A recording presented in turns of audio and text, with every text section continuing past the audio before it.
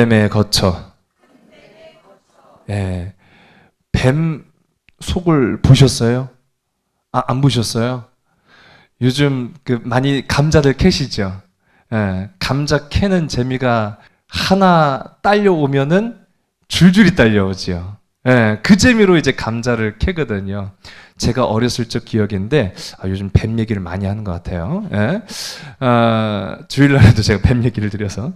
어렸을 적 제 기억인데, 교회 뒷마당이 밭이었어요. 거기다가 감자를 심었어요. 감자를 심어서 이맘때죠. 이 전교인들이 감자를 캐는데 세상에 거기가 뱀 소굴이요. 아이 감자랑 같이 뱀도 딸려오네요. 그래가지고 여기저기서 비명소리가 막 울리는 거예요.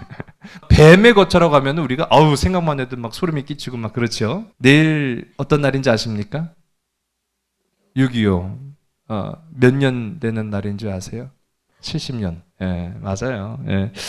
내일이 6.25 전쟁 이제 발발 70년. 근데 그렇게 썩 낙관적이진 못하죠. 요즘 흘러가는 그 분위기 보면은 6.25 전쟁은 가장 많은 나라가 단일 전쟁으로 참전한 전쟁. 기니스북에 올랐다는 거예요. 그래서 또 피해 규모 역시 단일 전쟁으로는 최대 민군 도합 남과 북 연합군까지 합해서 350만 명 이상이 희생된 엄청난 전쟁이었다, 아픔이었다라는 것이지요. 이런 역사가 우리가 되풀이되어서는 안 되는데 그러면 어떻게 해야 되냐라는 것이죠. 우리에게는요 단 한 가지의 답이 있을 뿐입니다. 우리 하나님을 의뢰하고 하나님께 우리의 삶을 또 이 나라의 운명까지도 의탁하여 맡길 수 있는 저와 여러분 우리 모두가 되기를 주님 간절히 소원합니다. 기도해야 돼요. 그래서 우리가 이 전쟁이 다시 되풀이되지 않아야 된다라는 생각을 우리가 또 가지면서 오늘 말씀을 좀 살펴보려고 하는데 아주 연관이 없지 않기 때문에 제가 이렇게 말씀을 드리는 거예요. 오늘은요 이 갈릴리 부근에서 하솔이라는 지역을 좀 살펴보려고 해요. 여기 보시면은 이게 갈릴리입니다. 갈릴리의 긴네렛이라고 불렀죠. 이 긴네렛으로부터 위로 16km 지점에 위치한 도시가 바로 하솔이라는 지역이에요. 이 하솔이라는 말은 히브리어로 큰 마당, 큰 앞마당 그런 정도의 의미예요. 갈릴리 지역 자체가 굉장히 풍요로운 곳이 맞습니다. 그래서 이 하솔이라는 것도 굉장히 풍요로운 도시인데 그냥 보통 도시가 아니라는 거예요. 이 하솔은 두 가지 중요한 무역로가 지나가는 길목입니다. 이 왕의 길과 해안 도로가 다 어디로 지나가느냐? 이 하솔이라는 중간 지역을 다 지나치게 되어 있어요. 이 하솔이라는 지역을요, 굉장히 좀 그 지역 자체가 독특하게 높아요. 또 그 주변 지역은 또 평평한 곳이에요. 다 어떻게 보일까요? 다 내려다 보이는 거예요. 길이 다 보이는 거예요. 어디로 가는지 어떻게 오는지 그것이 다 보이는 길입니다. 그래서 중요한 거예요. 왜 중요하냐? 전쟁이 나면은 전쟁도 이 두 가지 길로 적군이 쳐들어옵니다. 그럼 적군이 쳐들어올 때 가장 잘 보이는 곳인 이 하솔이 군사적 요충지일 수밖에 없었다라는 사실이죠. 그러니까 하솔에서 보면은 저 멀리 평지에서 적군이 어떻게 쳐들어오는지를 다 보는 거예요. 그래서 이 열왕기상 9장 15절의 말씀을 보게 되면 솔로몬 왕이 이 하솔을 어떻게 여겼는가라는 것에 대한 그런 부분들이 나타납니다. 우리 9장 15절 우리 화면 보시고 우리 다 같이 함께 읽습니다. 시작. 솔로몬 왕이 역군을 일으킨 까닭은 이러하니 여호와의 성전과 자기 왕궁과 밀로와 예루살렘 성과 하솔과 무깃도와 게셀을 건축하려 하였음이라. 아멘. 자, 여기서 보면은 솔로몬 왕이 역군 많은 백성들을 불러일으켜서 공사에 동원을 시켰어요. 근데 이 공사에 동원을 시킨 것은 성전도 지어야 되고 왕궁도 지어야 되는데 그뿐만 아니라 보니까 하솔과 무깃도와 게셀을 건축하기 위함이었다. 근데 여기서 나오는 것이 하솔과 무깃도와 게셀 이 세 군데 지명이 나타납니다. 근데 이 세 군데 지명이 공통점이 있어요. 다 군사적 요충지. 나라를 방어하기 위해서 굉장히 중요하게 여겨야 될 그런 지리적 장소였다라는 것이 공통점이에요. 나란히 다 병거성이 발견됩니다. 그냥 일반 성이 아니라 군사들을 훈련시키고 거기에서 군사 전쟁이 필요한 전차라든지 말이라든지 그런 것들을 그리고 무기들을 쌓아놓는 그런 병거성을 이 하솔, 무깃도, 게셀 그런 곳에다가 만들어 놓는 그런 유적이 이제 발견이 돼요. 히브리대 야딘 교수가 그래서 1955년부터 58년까지 그리고 68년에 이 성경 말씀을 근거로 이 지역을 정말 파왔어요. 그래서 이 히브리대 야딘 교수가 그곳을 발굴했는데 정말로 어마어마한 유물이 발견이 되기 시작합니다. 그게 지금 보이는 사진 속 장면이에요. 이게 병거성이 일부 이제 남아 있는 이제 벽체라든지 흔적들 이제 보여드리는 건데 지금 보여드리는 이 병거성의 유적이요 지금으로부터 3,000년 전 거예요. 3,000년 전. 굉장한 겁니다. 예. 3,000년 전에 이런 흔적이 남은 게 아직도 발견이 된다는 건 굉장한 거예요. 이곳이 2005년도에 유네스코가 지정한 이스라엘의 3대 유적지 가운데 한 곳으로 이제 선정이 됩니다. 이제 3대 유적지가 하솔, 무깃도, 부엘세바 이렇게 세 군데를 선정했는데 그 중에 하나가 이제 이 보시는 이 하솔이라는 지역을 발견을 한 거예요. 제가 이번 성지순례 때는 무깃도 지역을 방문을 해봤어요. 이게 모형으로 만든 무깃도 성이거든요. 아마도 하솔이 완전히 완고한 모습이었다라고 한다면 이와 같은 형태였을 것이다. 굉장히 요새화된 도시 정도로 보시면 됩니다. 여기 이 잘생긴 이 사람을 보시면 안 되고요. 이 벽 이런 걸 보세요. 예. 이게 그 시대일 거예요. 3,000년 전. 예. 왜 이 말 모양이 서 있느냐 하면은 여기가 뭐기 때문에요? 병거성이었기 때문에 말이 있던 마구간이에요. 근데 일반 말이 아니에요. 뭐에 쓰는 말일까요? 그렇죠. 전쟁에 쓰는 말이에요. 전쟁. 무깃도도 마찬가지입니다. 여기 쭉 보시면은 여기 약간 완만한 언덕이나 산 같은 거 있는데 반대편은요. 완전히 그야말로 다 평지예요.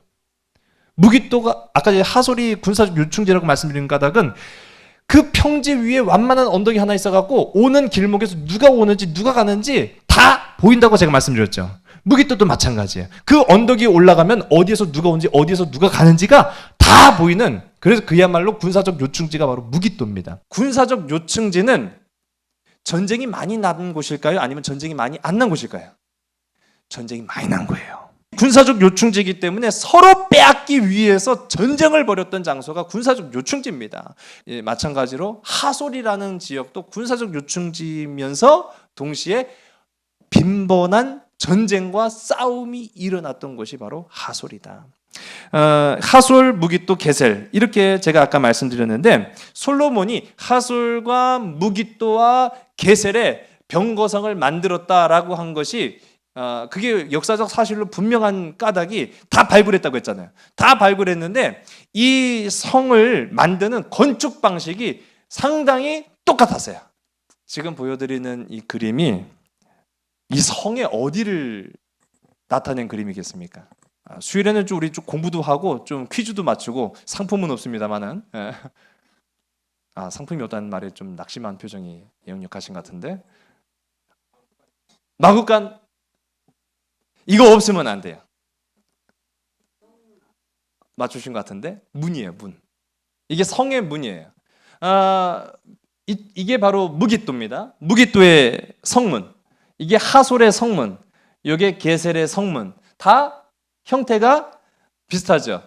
육방 형태라고 해서 이쪽에 3개 방이 있고 여기도 3개 방이 있고 비슷한 형태가 있어요. 그러니까 화살표로 된 곳으로 들어오게끔 되어 있습니다. 근데 이렇게 만든 데는 그 이유가 있지요. 어떻게 왜 이렇게 만들었냐면은 적군이 쳐들어올 거 아닙니까? 성벽으로 들어오려고 하면은 그냥 호락호락하게 들여보내지 않는 거예요. 이걸 우리가 위에서 쳐다본 형태인데요. 위에 군사들이 다 포진하고 있는 겁니다. 그리고 오면은 포위한 형태로 다 공격을 하는 거예요. 그러면 뭐 들어오는 족족 죽는 거예요. 세 곳의 병거성의 건축 방식이 동일했다라는 것으로 봐서 이 열왕기상 9장 15절에 솔로몬이 무깃도와 게셀과 하솔에 같은 병거성을 만들었다라는 아주 충분한 근거가 되는 것이죠. 그래서 이게 우리가 오늘은 하솔에 관해서 좀 살펴보려고 하는데 왜 하솔인가? 하솔은 과연 어떤 곳인가라고 하면은 이스라엘이 출애굽하기 이전에 그럼 가나안엔 누가 살았냐고요? 가나안에도 사람들이 살았을 거 아니에요. 가나안 사람들이 살았겠지요. 가나안 사람들이 살았는데 가나안에 가장 큰 도시고 가장 강력한 힘을 가지고 있었던 나라가 바로 하솔이라는 나라예요. 그러니까 한 지역 국가를 말하는 거예요. 그 하솔이 가장 우두머리 나라였다라고 하는 것이 여호수아 10장 10절에 나타납니다. 이 하솔은 그러면서는 애굽에 충성하던 나라예요. 그러니까 애굽에 조공을 바치면서 애굽에 충성하던 나라가 이제 가나안으로 들어오는 이스라엘 백성들이 어디에서 온 거예요? 애굽에서 왔잖아요. 애굽에서 도망쳐 나온 사람들이잖아요. 자기들은 애굽에 충성을 다하는 나라인데 애굽에서 도망쳐온 나라를 기쁨으로 환영해 줄 리가 만무하겠죠. 괘씸하면서도 두려웠던 거예요. 그래서 우리가 여호수아 11장 1절에서부터 23절까지 보면 하솔의 야빈 왕과 출애굽한 이스라엘 백성들의 여호수아의 전쟁의 그런 모습이 나타나게 되는데, 출애굽한 이스라엘 백성들이 여리고를 점령했어요, 못했어요? 점령했지요. 아이성을 점령했습니다. 기브온을 점령했습니다. 예루살렘을 점령했습니다. 소문이 어떻게 보면 더 무서운 거예요. 직접 내가 본 것보다 소문으로 듣기만 하는 게 더 무서울 수도 있어요. 그래서 소문으로 어떻게 보면 노예였고 보잘것없는 나라 잃은 민족이었던 이스라엘이 출애굽해서 왔는데 그들이요, 그 난공불락의 성들을 하나하나 막 차례차례 무찌르면서 이제 어디로 오는 거예요? 가나안으로 오고 있는 거예요.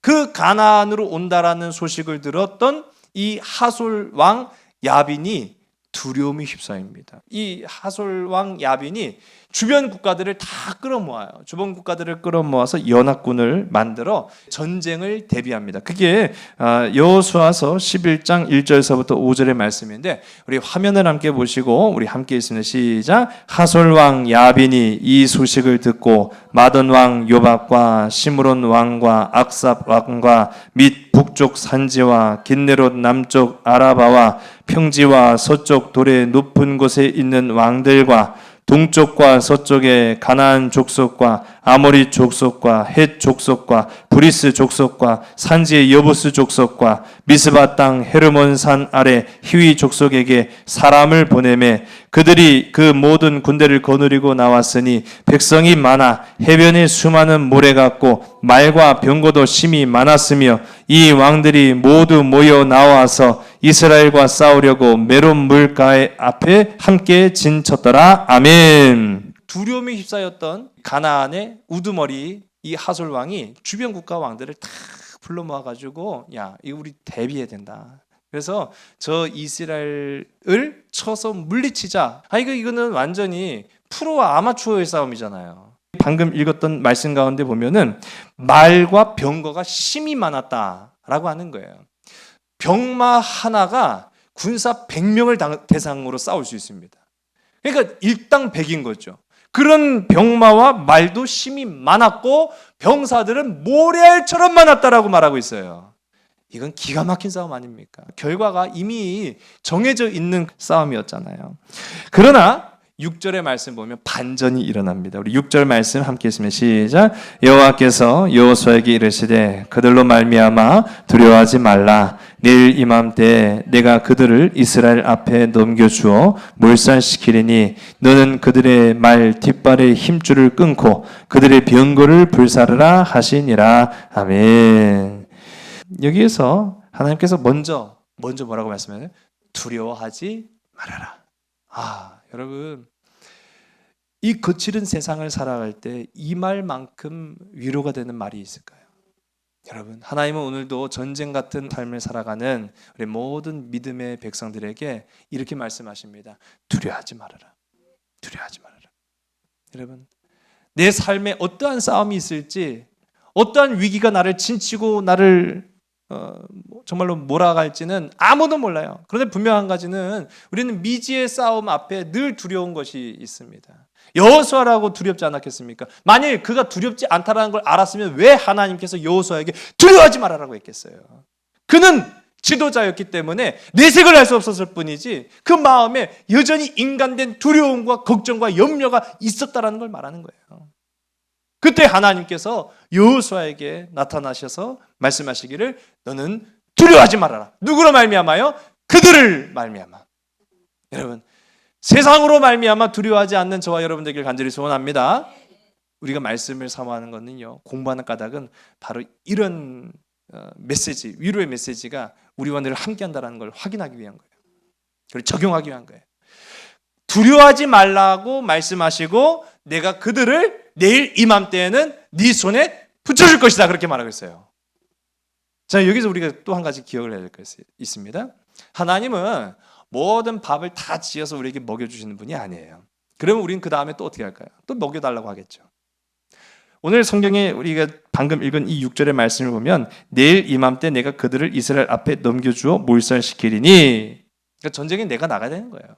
우리는 이 세상에서 하나님의 사명을 가지고 생명을 가지고 살아가는 거예요. 살아내는 거예요. 하나님 다 해주세요. 난 못해요. 그게 아니라 하나님이 승리를 보장해 주시고 우리는 나가는 거예요. 여러분, 그렇게 될 줄로 믿습니다. 뒷짐지고 서서 그냥 다 해주기만을 바라는 것이 인생이 아니에요. 하나님은 우리에게 위로를 주시고요, 능력을 주시고요, 승리를 보장해 주시고 나가라고 말씀하시는 거예요. 그래서 눈앞에 주님이 주시는 승리도 위로도 있는데 나 그래도 못 나가요 그러면은 그 승리는 내 것이 될 수 없어요. 그리고 우리가 그를 말씀을 통해서 보는 거예요. 그래서 우리는 사명 감당해야 되는 거예요. 최선을 다해 살아가는 거죠. 그러면 그 뒤에는 승리가 넘쳐나는데, 자, 오늘 이 말씀 가운데 우리가 조금 주목해 볼 부분이 있습니다. 그리고 나서 이제 주님이 또 주시는 말씀이 너는 그들의 말 뒷발의 힘줄을 끊고 그들의 병거를 불사르라 하시니라. 아멘. 자, 그렇게 나왔어요. 여기에서 말의 힘줄을 끊었다. 그리고 병거를 불살라라.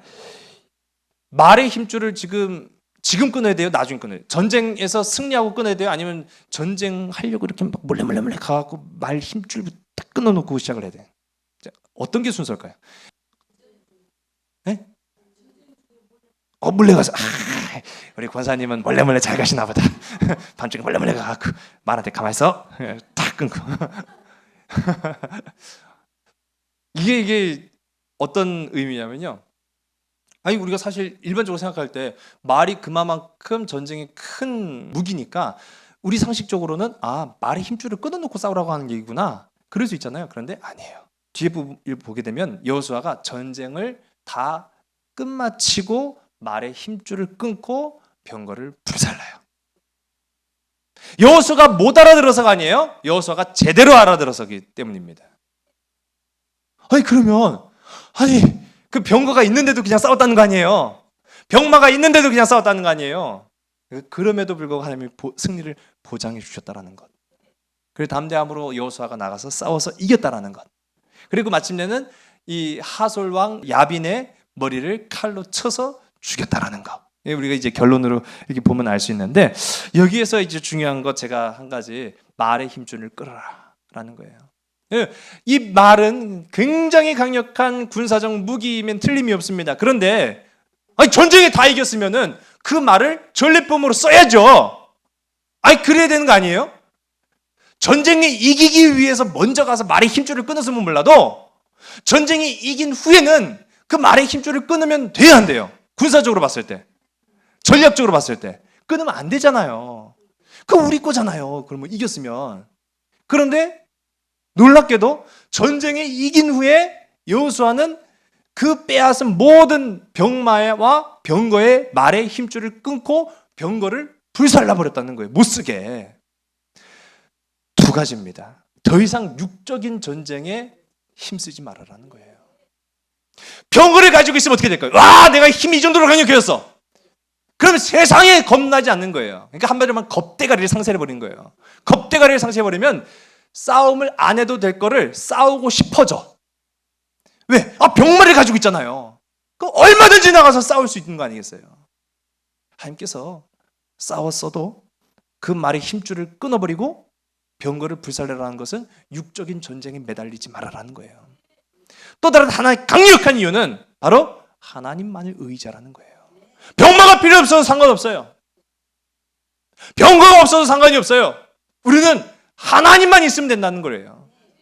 왜요? 우리는 하나님의 자녀니까요. 병거가 손에 들어오면 하나님을 의지하겠습니까? 병거를 더 의지하겠습니까? 병거를 더 의지하겠죠. 역대상 18장 4절의 말씀 우리 함께 보겠습니다.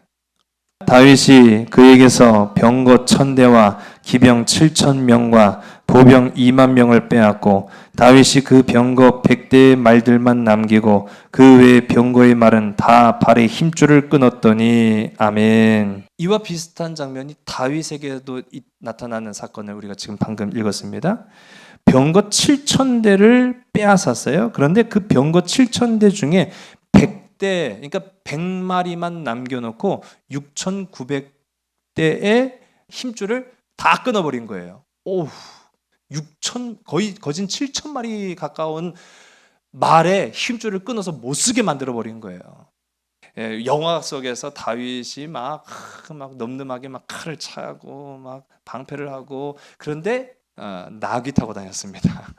굉장히 좀 초라한 모습처럼 보일 수 있는데 실제로 거의 대부분의 학자들이 나귀를 타고 다녔을 것이다. 왜냐하면 그 당시에 나귀를 많이 타고 다녔어요. 나귀와 말의 차이점이 있습니다. 무슨 차이가 있을까요? 나귀와 말의 무슨 차이점이 있을까요? 아주 결정적인 차이점이 있습니다. 무슨 차이가 있을까요? 제가 이렇게만 따질게요. 그럼 나귀가 더 귀한 걸까요? 말이 더 귀한 걸까요? 말이 더 귀한 거죠. 그러니까 무슨 좋은 장점이 있으니까 말이 더 귀한 거겠죠. 그 무슨 차이가 있겠죠. 제일 중요한 거는 바로 다리 짧은 사람은 슬퍼서 어떻게 하라고요. 예. 오늘 이거 논란이 돼가지고 예배가 끝이 안 날 것 같아서 제가 결론으로만 말씀드릴게요. 말과 나귀의 가장 결정적인 차이는 충성심입니다. 가끔 영화 같은데 보면은 말이 그 사람을 태우고 막 강물 뛰어드는 거 보셨어요? 말은 실제로 그런데요. 주인이 말을 탄 기수가 뛰어 하면은 말은 뛰어요. 그게 충성심이에요. 그런데 나귀는 자기가 판단해요. 막 가다가 앞에서 칼을 딱 들이대면 엄마! 하고 멈추는 게 나귀래요. 그러니까 자기가 판단하는 거예요. 그래서 가고 싶어도 가지 못하는 경우가 허다한 거예요. 그게 그 차이인 거예요. 이게 문제는 뭐냐면은 말은 전쟁 말고는 별다른 용도가 없어요. 그런데 또 말은 손이 엄청 타요. 그냥 말을 한 마리 기르기 위해서는 사람이 너댓 사람이 붙어 있어야 돼요. 그 반대로 나귀는 뭐 너댓 사람 필요 없어요. 네가 그냥 풀어만 놔도 그냥 다 커요. 그리고 나귀의 가장 장점은 뭐냐면 일을 하는데 쓰임이 있는 거죠. 그런 차이가 있음에도 불구하고 이 말이 있다라는 것은요, 그러니까 오로지 말은 전쟁에만 쓰이는 거예요. 힘줄을 끊으라는 거는 뛰지를 못하는 거예요. 그러니까 말로서의 기능을 상실해 버려요. 뛰지 못하고 그냥 거기만 하는 거야, 걔네들은. 그 기능을 상실해 버리면 전쟁으로 사용할 수가 없게 되는 거죠. 하나님께서 여호수아에게 또 다윗이 말의 힘줄을 끊어버린 데에는 전쟁에 내 삶을 소모하지 않는 거예요. 그리고 하나님만을 의지하겠다는 결단이 서게 됐다는 겁니다. 그래서 이제 여호수아가 하솔을 물리치고 하솔의 이 야빈 왕을 쳐서 물리치고 이제 정착을 해요. 그 가나안 땅에 정착하면서 12부족에게 레위 지파를 제외한 11지파에게 땅을 분배를 합니다. 그런데 이 하솔이 있는 지역을 분배받은 지파가 우리 지난 시간에 납달리 지파예요. 네. 납달리 지파가 이 하솔 땅을 분배를 받았는데 문제는 제가 지난 시간에 단만 어려웠던 게 아니라고 제가 말씀드렸잖아요. 여러분 인생을 살아가면서 왜 나만 겪는 고난이냐고 하지 마세요. 다 힘들어요. 75억 인구가 다 힘들어요. 단만 힘든 게 아니라 납달리도 힘들었다라는 것을 어디에서 우리가 살펴보게 되면 역사를 보면 알 수 있어요. 기원전 885년에 아람왕 벤하닷이 이제 이스라엘과 전쟁을 하는데 가장 많은 피해를 입은 것이 납달리 지파였어요. 그것이 열왕기상 15장 20절에 나옵니다. 또 기원전 841년에 아스로의 살마네셀 3세가 하솔을 파괴시켜 버립니다. 그때 가장 많이 피해를 입은 것이 납달리 지파였어요. 815년부터 810년까지 아람왕 하사엘과 전쟁을 벌입니다. 거기에서 가장 많은 피해를 입은 것이 납달리 지파였어요. 기원전 734년에 아수르의 디글랏빌렛의 3세가 하솔을 점령하면서 완전히 폐허를 만들어 버려요. 그때 가장 많은 피해를 입은 것이 납달리 지파였어요. 그 납달리는 뭐 50년, 100년마다 한 번씩 멸망을 하는 거예요. 그러니 그곳에 너무너무 살기 힘들어요. 아무리 주변 환경이 좋으면 뭐예요? 전쟁이 끊이질 않는 거예요. 싸움이 끊이질 않는 거예요. 멈추질 않는 거예요. 사람의 방법과 판단과 계획으로는 멈출 방법이 없는데 단서는 어디에서 나타나느냐? 바로 여호수아에게 주신 이 말씀에서 나타나는 거예요. 말의 힘줄을 끊어라. 끊임없이 싸움이 있었던 이 하솔, 큰 뱀의 거처다라고 성경이 말하고 있는데 말씀을 우리 함께 봅니다. 우리 오늘 본문의 말씀이죠. 하솔은 큰 뱀의 거처가 되어 영원히 황폐하리니 거기 사는 사람이나 그 가운데 머물러 사는 사람이 아무도 없게 되리라 하시니라. 아멘. 여러분 그겁니다.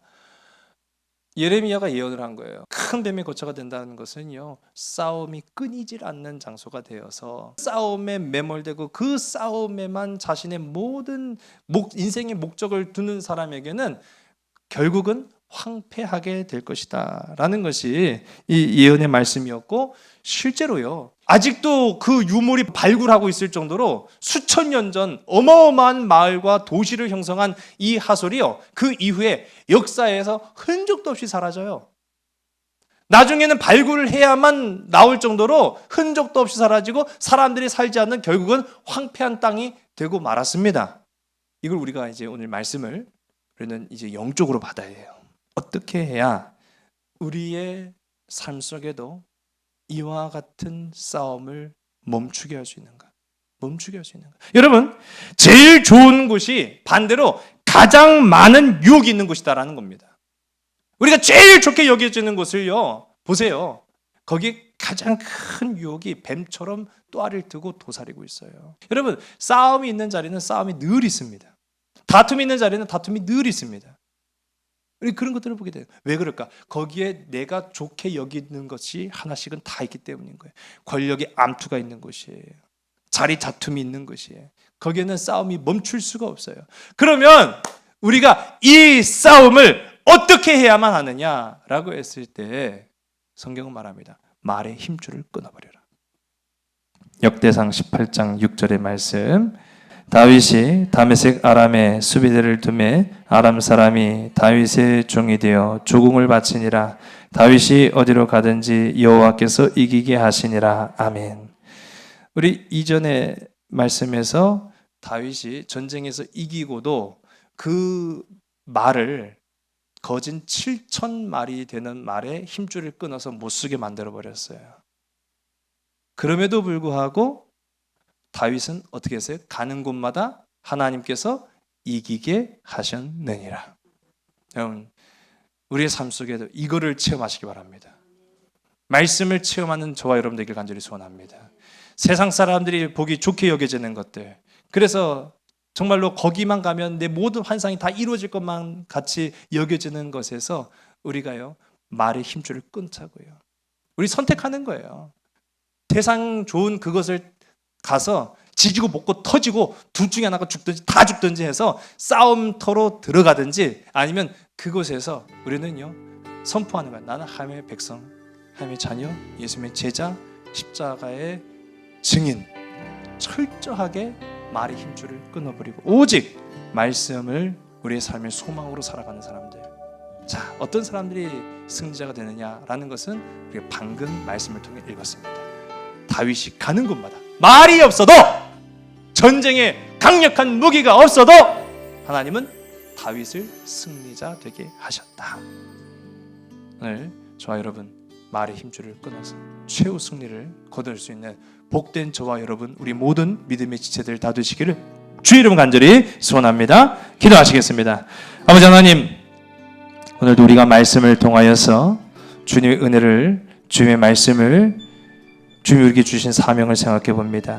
오늘 하나님의 백성으로서 오직 우리가 하나님만을 의지하여 말의 힘줄을 끊는, 그래서 절연히 주님의 말씀을 품고 살아갈 수 있는 주의 백성, 주의 자녀들 되게 하여 주시옵소서. 다윗을 어디로 가든지 여호와께서 이기게 하시느냐 말씀하신 것처럼 오늘 우리도 하나님의 말씀을 품고 살아가는 모든 지체들과 삶의 터전 속에서 하나님께서 주의 사랑하는 자녀들, 주의 사랑하는 아들, 주의 사랑하는 딸들을 통해서 어디를 가든지 이기게 하신다라는 놀라운 열매를 거두는 주의 백성들 되게 하여 주시옵소서. 모든 것을 주께 온전히 의탁하오며 참사랑 되시는 예수 그리스도 이름으로 감사하며 간절히 기도드리사옵나이다. 아멘.